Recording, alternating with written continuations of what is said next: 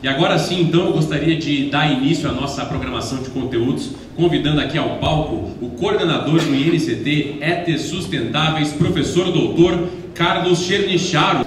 Bom, o objetivo aqui é falar um pouquinho do INCT, mas também dessa perspectiva das ETEs sustentáveis no contexto atual do saneamento no Brasil e o que a gente enxerga para o futuro.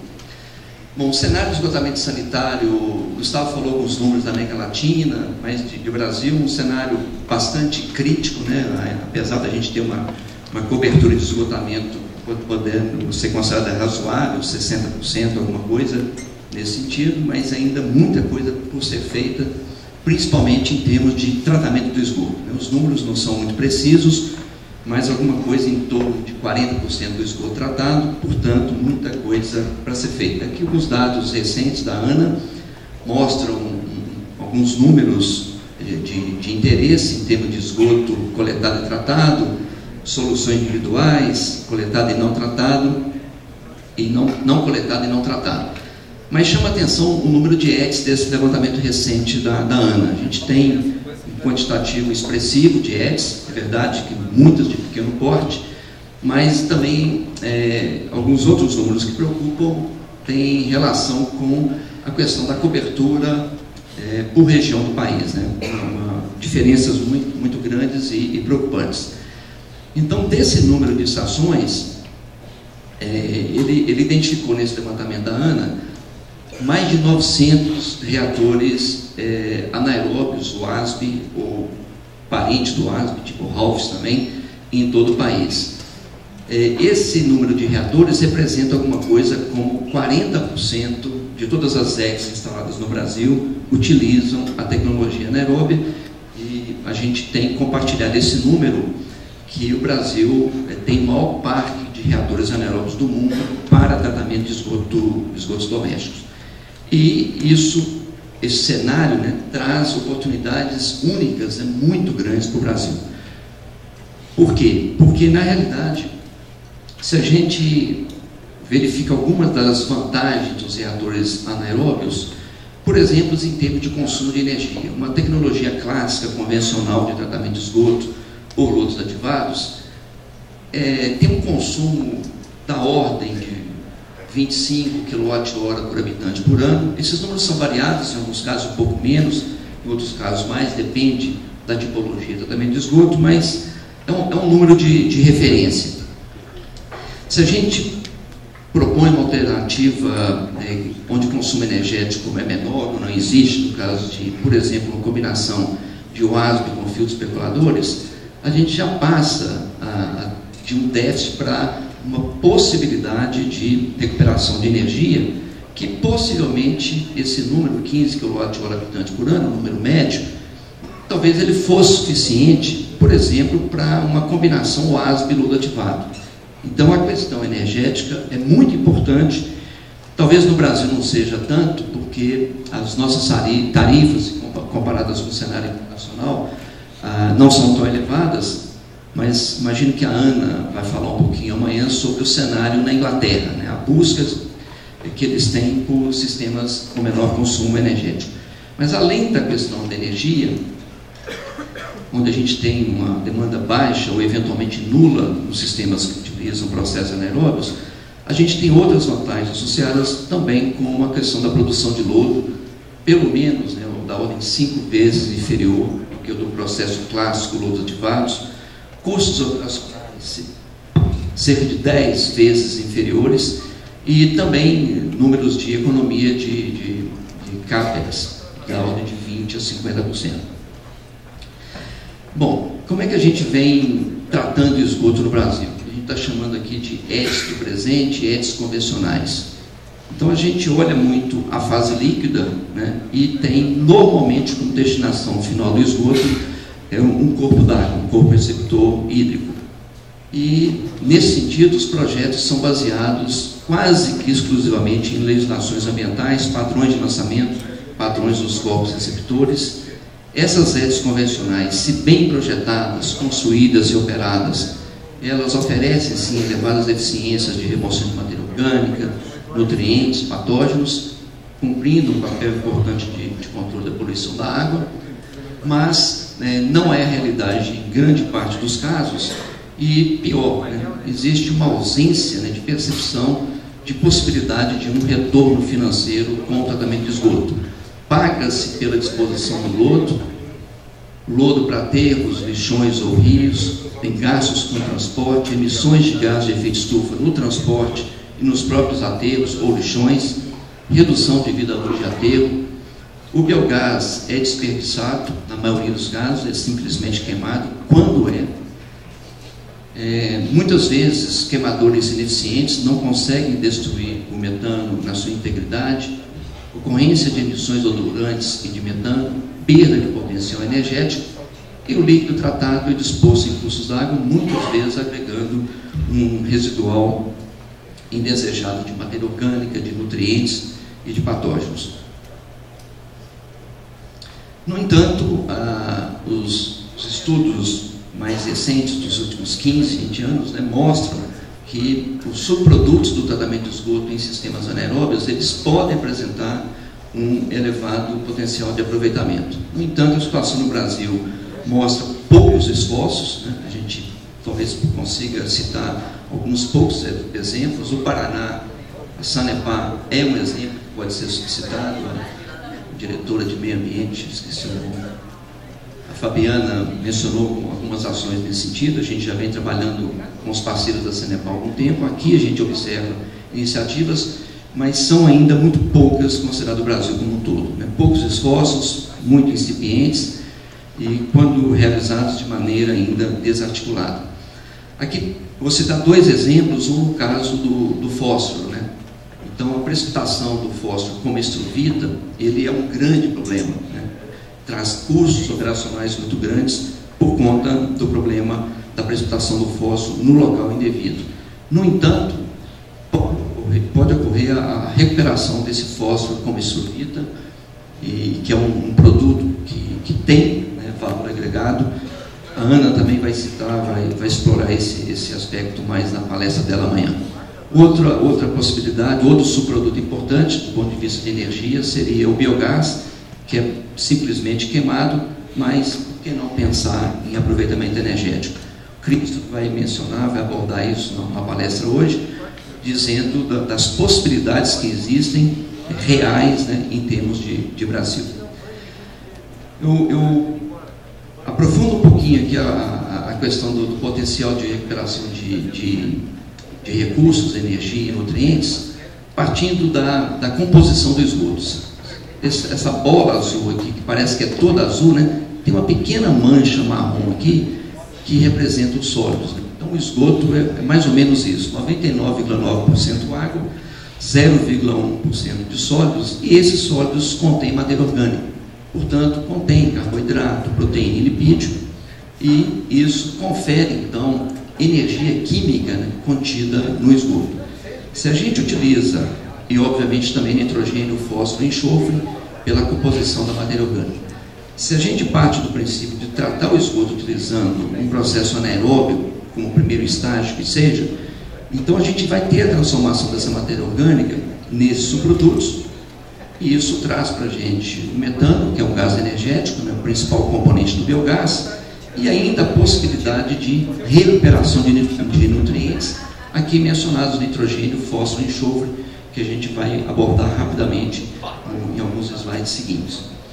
Outro aspecto bastante crítico em termos de contextualização diz respeito a essa publicação da Nature. Tem uma publicação mais recente, essa aqui de 2009, que mostra a quantificação dos limites do planeta. Então, o que o planeta pode nos oferecer de forma sustentável está nesse círculo verde. E a gente observa, por exemplo, que em termos de mudanças climáticas, a gente já ultrapassou os limites do planeta. Em questão do nitrogênio, já extrapolamos e muito, esse aqui do nitrogênio, mas a questão do fósforo, que está aqui, a gente está quase chegando já no limite do planeta. Novamente, esse aspecto vai ser abordado pela professora Ana na palestra dela. Então, particularmente em relação ao nitrogênio e fósforo e mudanças climáticas, isso tem tudo a ver com o tratamento do esgoto e traz para a gente algumas indicações importantes em termos da gente pensar em recuperar nitrogênio, fósforo e também de abatimento das emissões de gases de efeito estufa. De particular interesse para a gente, o CO2 na queima de combustível fóssil, mas também do metano, né, produzido nos processos anaeróbios, que, se não controlados adequadamente, vão contribuir também para isso. Então, eu falei que os processos, os reatores anaeróbios, podem cumprir um papel muito importante em termos dessa busca pelas redes sustentáveis. No entanto, esses reatores anaeróbios, eles apresentam ainda limitações, e a gente também tem desafios associados a projeto, construção e operação. Acho que a maioria já deve estar sabendo, hoje, no final do dia, vai ser lançada uma edição especial da revista DAE, da Sabesp, que traz uma coletânea de notas técnicas abordando esses pontos, né, considerados problemáticos nos reatores anaeróbios, tema de queimadores, emissão de gases, a qualidade do efluente, dificuldades no gerenciamento do lodo, da escuma, problemas de corrosão, odores, tratamento preliminar. Então, esses problemas existem em grande parte das estações, mas o INCT, junto com colegas de empresa de saneamento, fez um esforço muito grande de produzir essa coletânea que aborda exatamente a questão de possibilidades de aprimoramento de projeto, construção e operação dos reatores WASB aplicados ao tratamento do esgoto. Então, ou seja, existem limitações, são conhecidas, são reconhecidas, mas existem soluções e formas de minimizar os problemas já disponibilizados pela literatura nacional. Então, eu trouxe aqui algumas possibilidades, né, que os processos anaeróbios trazem e algumas questões. Essas possibilidades, né, de recuperação de nitrogênio, de aproveitamento energético, elas são reais e já comprovadas? Quais os benefícios, além de ganhos ambientais, que essa recuperação de produtos e energia traria? Essas alternativas são economicamente viáveis? Os benefícios sociais, existem benefícios sociais e existe aceitação pública? Então, a resposta para essas 4 primeiras questões é basicamente que sim, né? A gente tem respostas positivas para essas 4 primeiras questões e a gente traz então essa última. Por que ainda utilizamos somente EDs convencionais? Então, esse é o ponto de discussão que a gente começa a debater com esse primeiro seminário nacional. Aqui uma pequena reflexão do que sabemos, o que não sabemos ou necessitamos saber mais. Então, a gente sabe, né, quanto de água, de biossólidos, nutrientes, energia, né, podem ser produzidos e obtidos a partir do esgoto. A gente tem fundamentação teórica para dar resposta positiva em relação a esse primeiro ponto. A gente sabe também, né, que as EDs baseadas em sistemas anaeróbios podem ter um importante papel para o setor de saneamento e para a proteção ambiental em países em desenvolvimento e, eventualmente, servir como uma ferramenta para potencializar, para incrementar a cobertura e alcançar a universalização dos serviços de esgotamento sanitário no Brasil. E a gente sabe também agora, né, como eliminar as principais limitações da tecnologia anaeróbia. Então, na verdade, o que a gente não sabe? Né? O que a gente precisa de respostas ainda? Se eu tivesse um pouquinho mais de tempo, eu ia fazer uma abertura para a plenária, mas infelizmente não vai dar tempo. Então, para responder essas perguntas e potencializar ainda mais o tratamento anaeróbio, é nesse contexto, o Gustavo já explicou, que surge o INCT, né?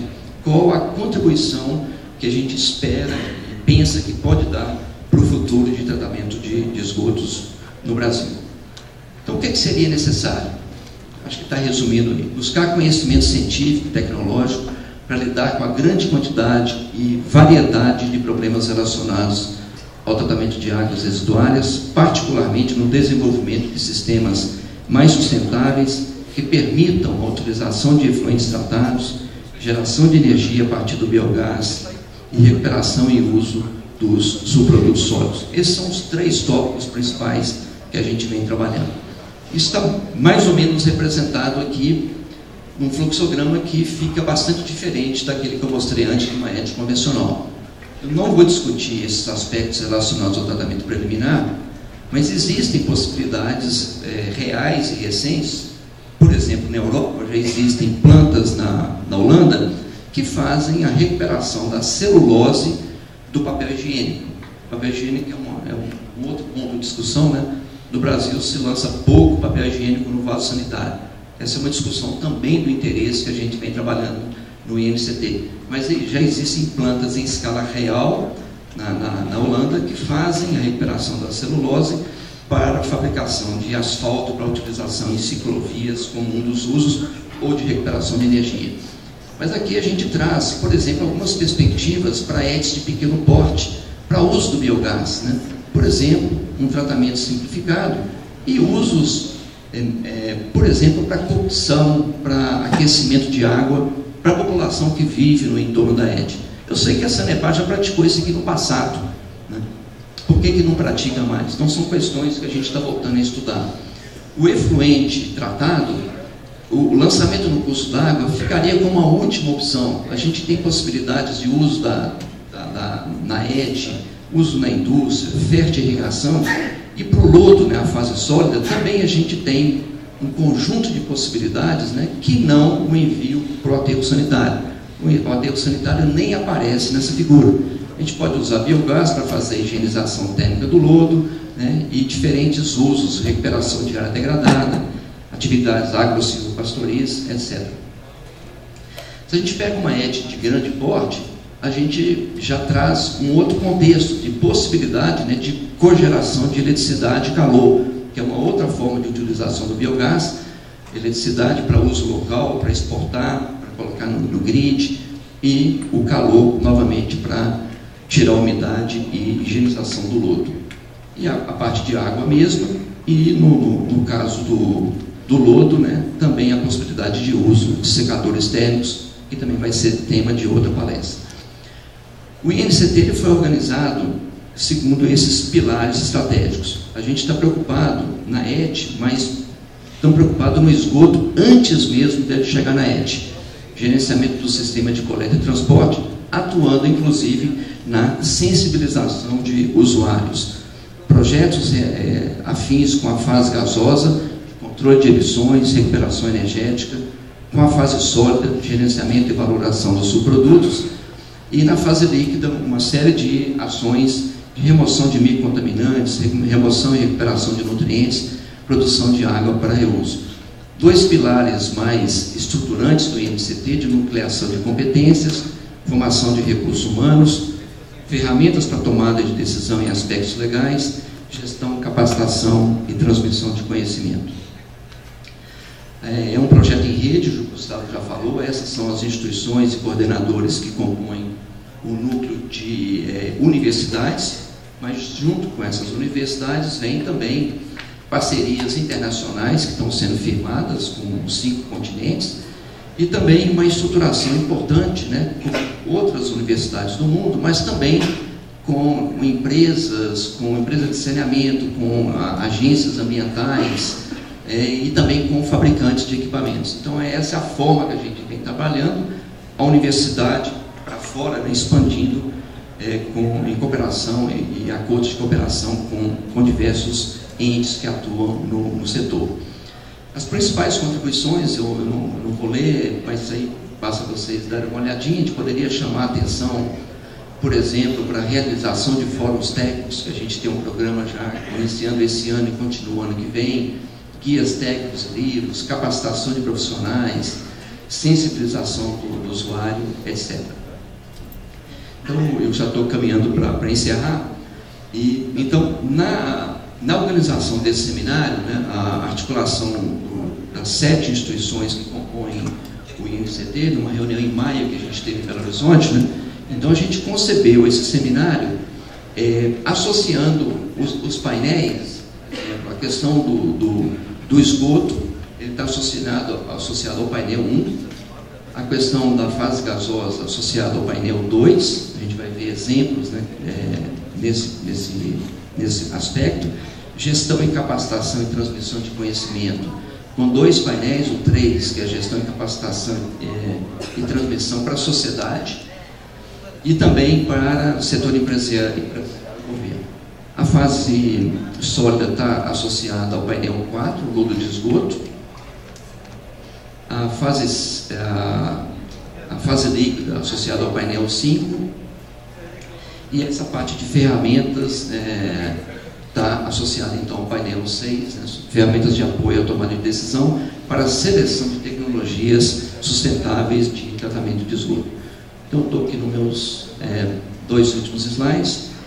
Até onde pretendemos chegar? Que o Brasil alcance novas redes que incorporem o conceito de economia circular, que o INCT se consolide como centro de referência para a formação de pessoal para atuar no setor, como um polo de desenvolvimento de produtos com tecnologia nacional de baixo custo para o setor de saneamento, participação ativa na formulação de políticas públicas e discussão de critérios técnicos, mas reconhecemos que ainda existem desafios, né? Modelos de negócio ainda precisam ser melhor estruturados, precisamos trabalhar a questão da percepção, aceitação social dos subprodutos, do tratamento do esgoto, e a regulamentação também das possibilidades de uso dos subprodutos do tratamento do esgoto. Então, com isso eu finalizo, apenas para dar um panorama de como que a INCT vem atuando, pretende atuar no futuro e como é que foi estruturado esse seminário. Obrigado.